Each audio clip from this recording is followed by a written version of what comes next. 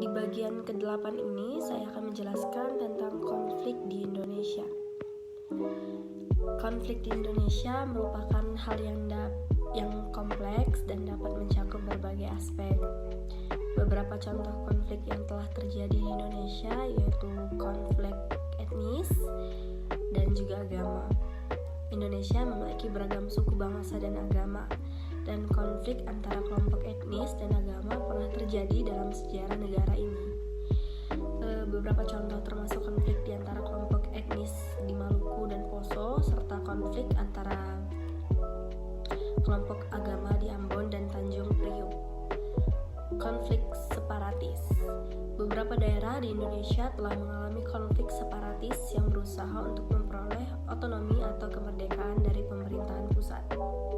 Contoh dari konflik separatis termasuk yaitu Aceh dan juga Papua. Konflik sosial dan politik.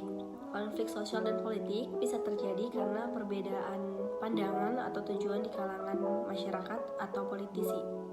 Konflik semacam ini bisa berkaitan dengan isu-isu politik, ekonomi, atau sosial seperti demonstrasi massa, unjuk rasa, atau konflik di tingkat lokal. Ada juga dia konflik agraria. Konflik agraria ini berhubungan dengan masalah pertanahan dan penguasaan sumber daya alam. Konflik semacam ini seringkali terjadi di daerah pedesaan yang melibatkan petani, perusahaan, dan juga pemerintah. Konflik lingkungan.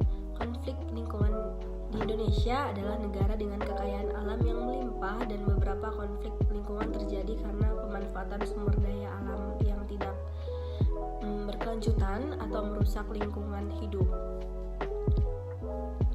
Pemerintah dan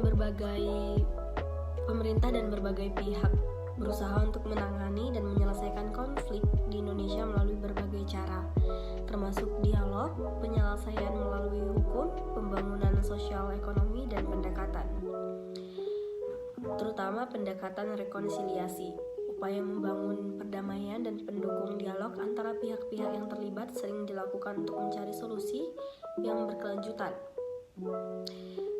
Selain itu, partisipasi dan kerjasama seluruh masyarakat juga sangat penting dalam mencapai perdamaian dan stabilitas di Indonesia. Terima kasih.